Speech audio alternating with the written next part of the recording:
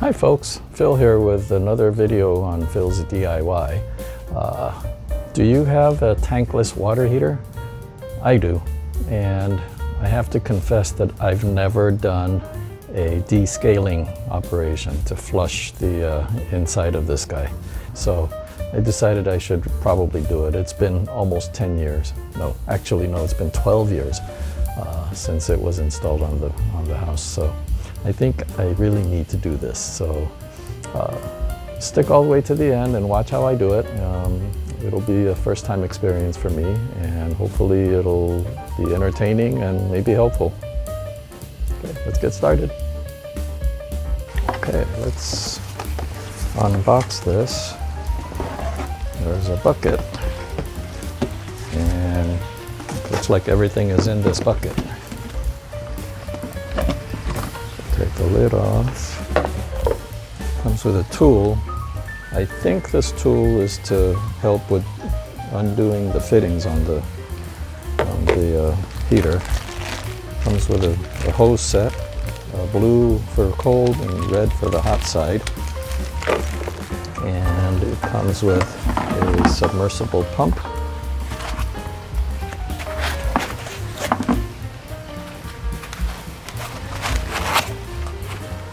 That will sit in the bucket, and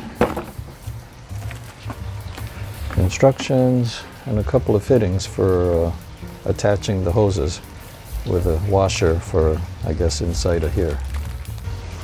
I'll be using this calci-free from Rector Seal. It's a tankless water heater flush chemical that I mix in with water, and it says that it'll be done in 20 minutes, but because of how long I've had not done this, I'm going to do it for over an hour, and then go in reverse for another half hour or so, just to make sure I get as much out as possible. Okay, so the first thing I'm going to do is to install this washer inside here.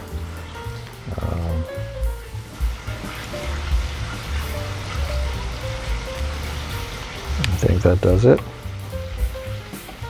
And then I'm going to just attach it on here. For now, I'm just going to hand tighten it. Okay, next thing is I have to empty this contents of this into the bucket. It's sealed.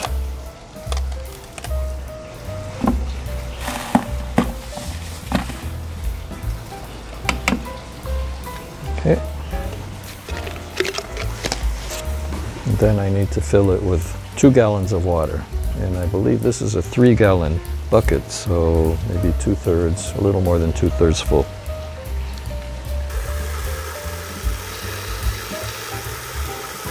Okay, that should do it.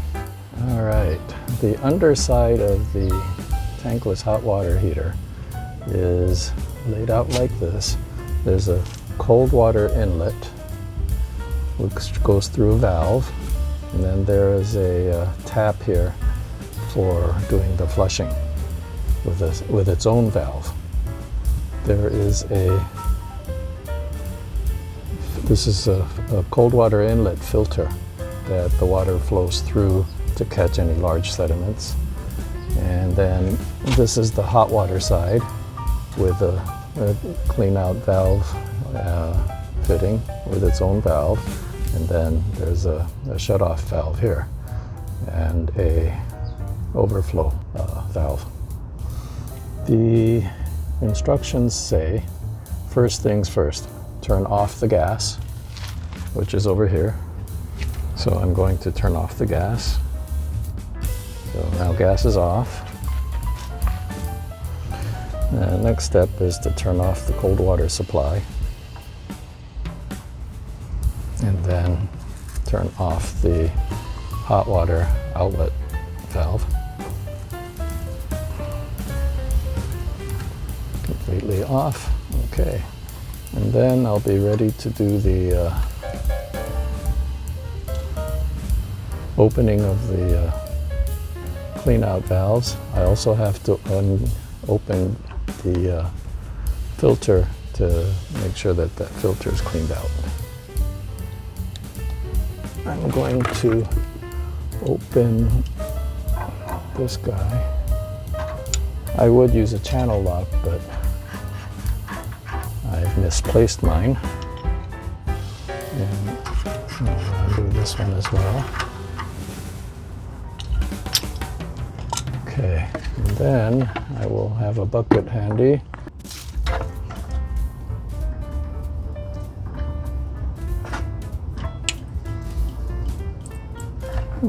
Not much,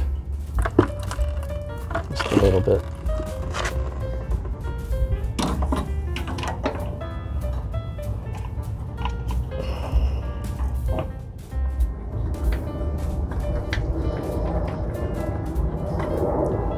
I'm told that the filter element needs to be pulled out, and I'm going to need some sort of a hooked tool to accomplish that. And let me try to get out that filter element. I have this tweezer with the bent tip. Maybe this will do it.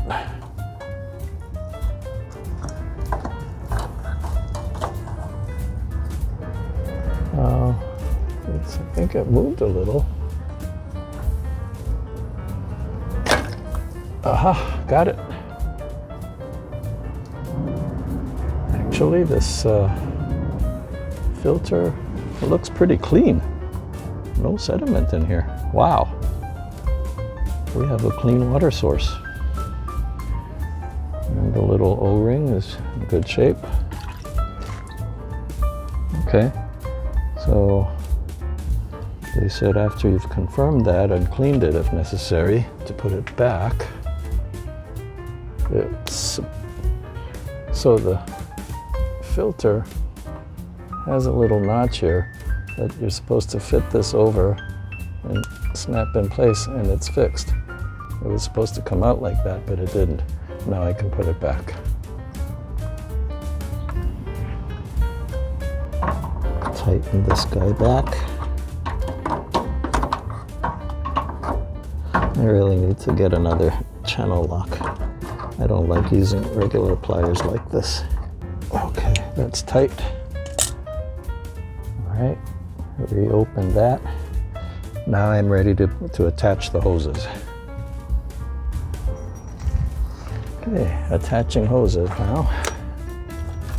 Blue goes to cold.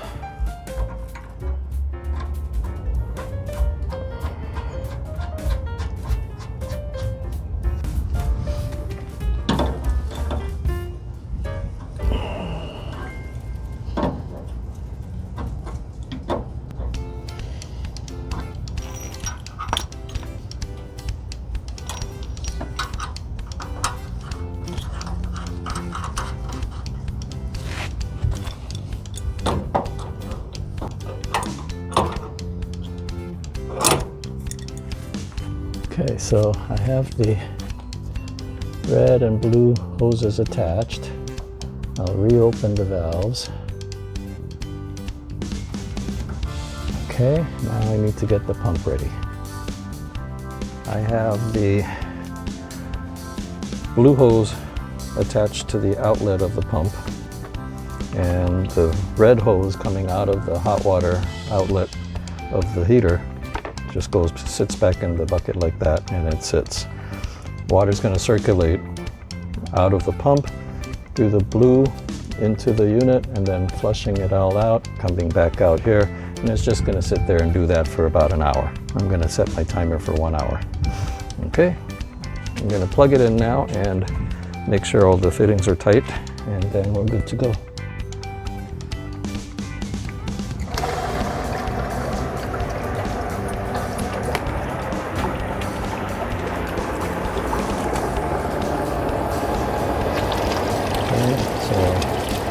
That's working. It's flowing. Let's tighten these guys. There we go. Okay. We're good. Okay, it's working. So the heater unit is trying to cycle the heating element, the fire back on and off, but since the gas is off, it's not firing. And the manual said that after a few tries, it'll just show an error code, which it is now. It's showing error code 11. That means it's the unit thinks there's a malfunction, but that's normal, and it's just going to go through the steps or the process.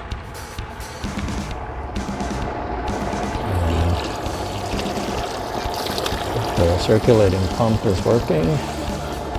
We'll leave that there, and I'm going to set my timer for 1 hour now, from now. Hey, I don't know if you can see this, but this water is already so dirty. It's a dark color, and the flow has slowed down actually considerably. I don't know what's going on or what the problem is, but that flow is so low now. I wonder if there's so much sediment at the bottom that the pump can't. Okay. So now there's no flow at all. What the heck? Okay, so update. The flow slowed down to practically nothing.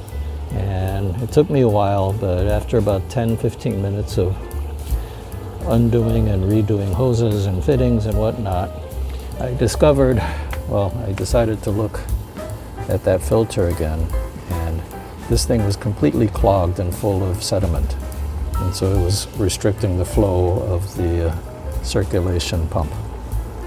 So I just decided I'm going to do this flushing without this filter in place, because it's just going to keep getting clogged up again with all the sediment that's already been pulled out.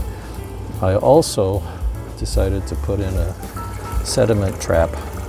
This is a netting for straining paint, and I figured this will be good enough to catch any of the big pieces. The fine powdery stuff, it'll just continue to flow through as it circulates. But I decided I'm going to do this. So I've attached this netting onto the end of the outlet hose, and I'm going to continue now running for another 45 minutes or so with this chemical, and then I'll come back. It's been about 1 hour and 5 minutes. I switched the lines, so the pump is pushing water into the hot side now and out the cold, and it's just recycling or recirculating the water that way. I saw somebody on YouTube that did this just to, I guess, loosen up the final bits. This water has been quite dirty. What I've been doing was I've been like lifting the pump up so that it would draw from the upper part, which is the cleaner water. And as it went down, once it reached about 1.5 inches, 2 inches from the bottom, I would stop it. Then I'd add fresh water. Of course, I would collect the outflow into a different bucket while I did this. And then I would just add fresh water to keep it clean, and then I would dump the first bucket that had more sediment in the bottom. And that way I tried to clean out the recirculating water a little bit that way during the process. I did that about 3 times. So it's been running in reverse now for about 5 minutes. I'm going to let it run another 4 or 5 minutes, and then I'm going to do a clean water flush. So I am now flushing the system with fresh water, and that's by just turning on the cold water supply into the unit. And this is the 3rd bucket that I'm doing. Going up to about 2/3, so a couple gallons per bucket. I'm going to do this a couple more times, and then I'm going to start closing everything up. So the water is now pretty clean. The bucket looks that way because of all the sediment that got washed out earlier, and it's kind of stained the plastic on the inside. But I think the cleaning job is pretty much done. I'm going to do this a couple more times and make sure there's no more sediments coming out, because there are some sediments down swirling at the bottom here. So I'm going to do this a couple more times to make sure that that's finished. Okay, I am taking everything apart now. These hoses off. I already got the blue one off. Red one off now. Putting the cap on the flushing valve opening. And these don't have to be super tight, just finger tight, because the valves are closed, so there's no water or pressure there. Okay, so now I'm going to open the cold supply side, and then open the hot outlet side. And then I'm going to go in the house and open up a hot water tap.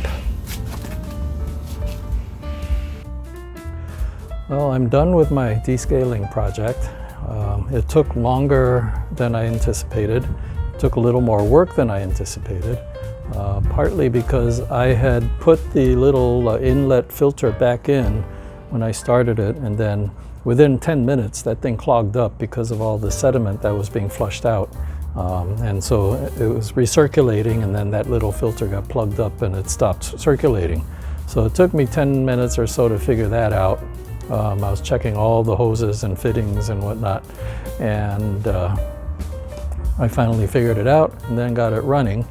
And then I let it run for an hour, then another 10 minutes in reverse mode, and then I finally flushed it with clean water for another 15 gallons or so. They recommend 20 gallons, but you know, I just did it for 15 or so. It may have been 20, I'm not sure, because I wasn't measuring that.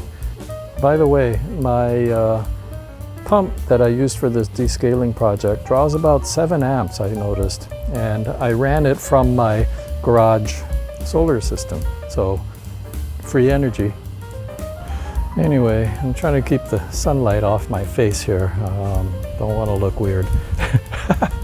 Anyway, the cautionary thing here, or what I've learned, is that you don't want to leave your tankless water heater not descaled. In other words, don't go as long as I did, which was 12 years. Do it every year. At the very least, 18 months is the recommended. So, if you go 2 years, I think that might be too long. But every year, 18 months, you should really descale and flush this thing. Given how much crud came out of this when within the first 10 minutes of my starting this process. Lesson learned. I'll be redoing this in another, I think I'll go 18 months. In the meantime, if you enjoy my videos, please click on the subscribe button if you haven't already done so, and I'll look for you in the next video. Bye.